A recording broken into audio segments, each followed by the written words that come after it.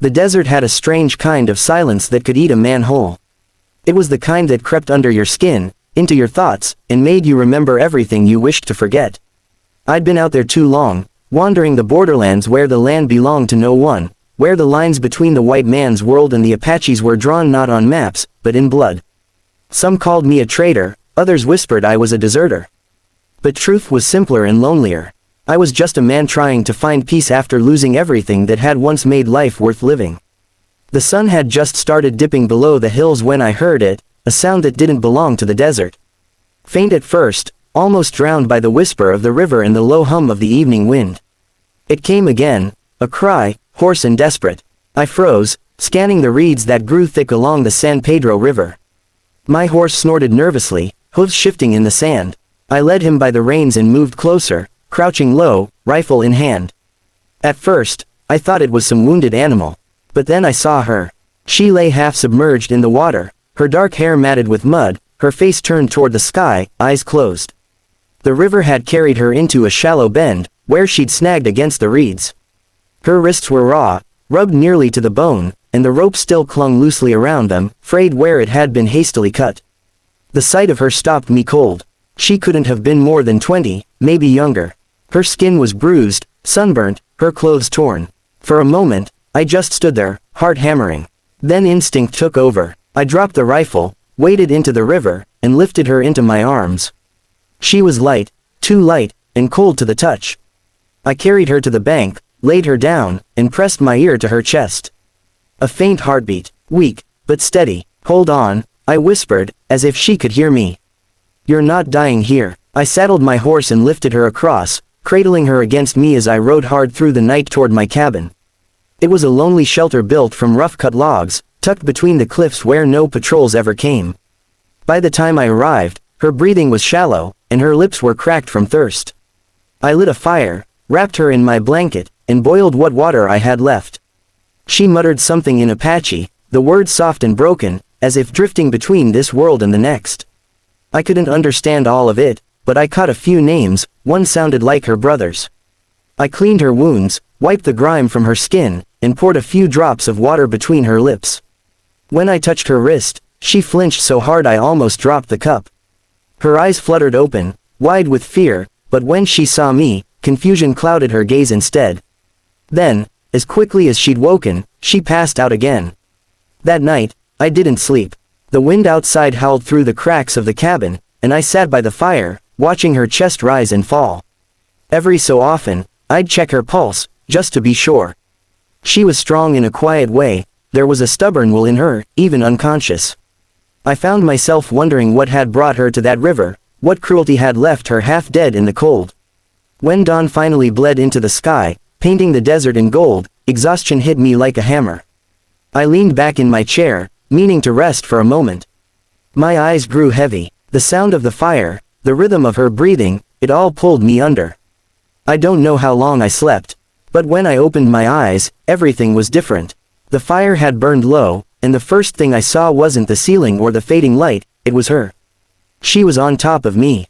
At first, I thought I was still dreaming. Her hair fell around my face like a curtain of black silk, and her hands pressed against my chest, not in anger, but in a trembling, hesitant way. Her body was warm, soft, and shaking against mine. I froze, unsure what to do. Her eyes met mine, wild and terrified, like an animal caught between fight and flight. What are you doing?" I whispered. She hesitated, her lips parting as if searching for words. When she spoke, her voice was soft, but full of pain. "You were not breathing. I thought you had gone cold. In my tribe, when one saves another's spirit, we give ours in return. I needed to keep your fire alive." Her words struck me like a blow. I didn't understand all the meaning behind them, but I could feel it, the sincerity, the fear, the raw honesty in her eyes. She slowly pulled away, her movements shaky. Her hands trembled as she sat beside me, staring into the fire. "You should not have helped me," she murmured. "They will come for you now. The men who did this to me, they do not leave witnesses." I pushed myself up, rubbing the back of my neck, still trying to process what had just happened. "Then let them come," I said quietly. "You're safe here." She looked at me as if she didn't believe it was possible. Why would a white man help an Apache woman? My people and yours have done nothing but kill each other. Because, I said slowly, I don't see enemies. I see a person who needed help. And no one deserves to be left to die. She stared at me for a long moment, as if searching my face for lies. Then, finally, she whispered, my name is Nayeli. It meant something soft, melodic in her tongue, though I wouldn't learn until later that it meant I love you. I told her my name, James, and offered her the rest of the water. She drank carefully, her gaze never leaving mine. Over the next few days, she stayed in the cabin, still too weak to walk far. I went hunting and brought back rabbits, which she helped me clean once she had the strength. Her movements were delicate, practiced, but her silence heavy. Sometimes I'd catch her staring out the window toward the desert, her expression far away, like she was listening for something only she could hear. One night, when the wind was fierce and the fire cast long shadows, she began to speak. Her voice was low, almost a whisper, but each word carried weight. She told me how her people had been betrayed. Raiders disguised as scouts came into her village, promising trade, but brought death instead. They slaughtered her kin, took captives, including her brother, and when she fought back, they left her for dead, her body thrown into the river. I thought I wanted to die, she said, staring into the flames. Until you came. I didn't have the right words. I wasn't a savior or a hero. I was just a man who'd seen too much death to let another person fall to it. I wanted to tell her that, but when she reached across the fire and placed her trembling hand over mine, the words caught in my throat. Her hand was warm, fragile, but her eyes were filled with a strength that humbled me. For the first time in years, I felt something shift deep inside me. It wasn't just pity or gratitude. It was something far deeper, something alive. That night, as the desert wind quieted and the fire burned low, I watched her sleep, her face soft in the light. The ache in my chest wasn't loneliness anymore, it was something I hadn't felt in a long, long time. Hope. Days passed like a slow river, quiet but full of undercurrents neither of us spoke of.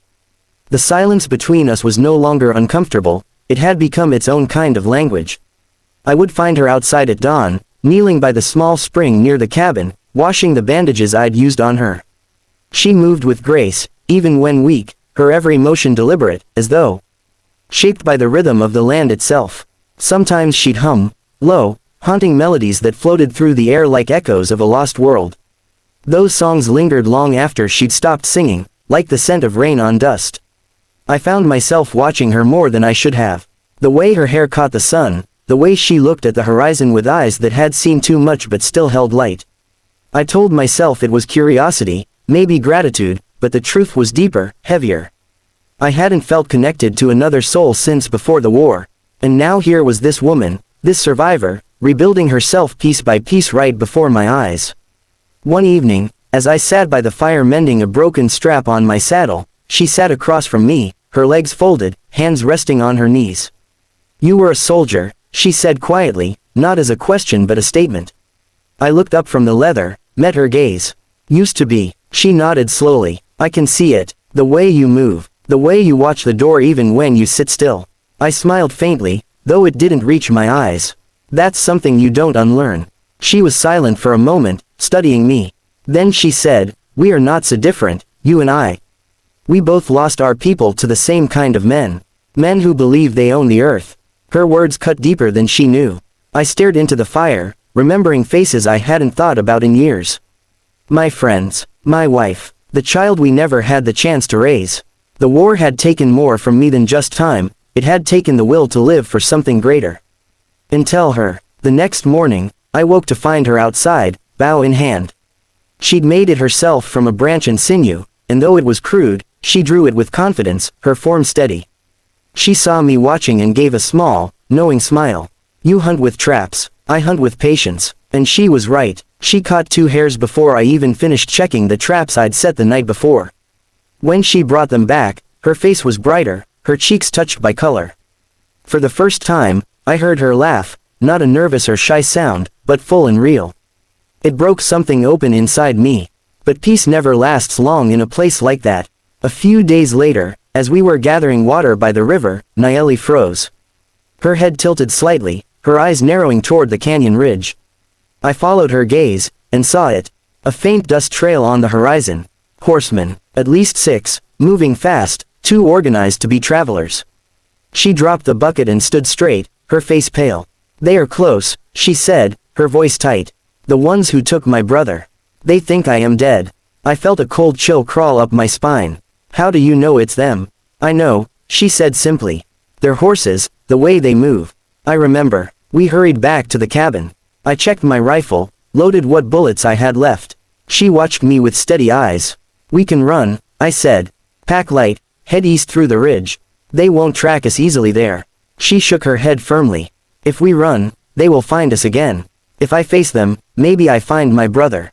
Maybe I find peace." Her resolve was like steel, and I knew there was no changing her mind. I took a deep breath and slung my rifle over my shoulder. "Then you won't face them alone." We left before dawn, moving fast but silent. The trail wound through canyons painted with early light, the sandstone glowing red and gold. Every shadow felt alive, every sound a warning. By midday, we spotted smoke curling from a valley below. I counted 6 figures around a fire, and one more bound to a tree. Nayeli's breath caught. "That's him," she whispered. "My brother." Her fingers trembled on the bowstring. I touched her shoulder gently. "We'll get him out, quietly if we can, but we do this smart." We waited for nightfall. The desert cooled quickly, the firelight below flickering like the breath of a sleeping beast. I crept down the ridge first, moving from shadow to shadow, while she followed close behind, silent as wind. When we reached the camp, I could hear them laughing, drunk and careless. One man sat apart from the others, cleaning his gun. He never saw me coming. I struck hard, fast, muffling the sound. Nayeli moved with the grace of a shadow, cutting the rope that held her brother.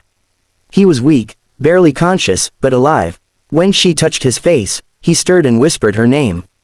The look that passed between them was something sacred, something words could never hold. But luck only lasts so long.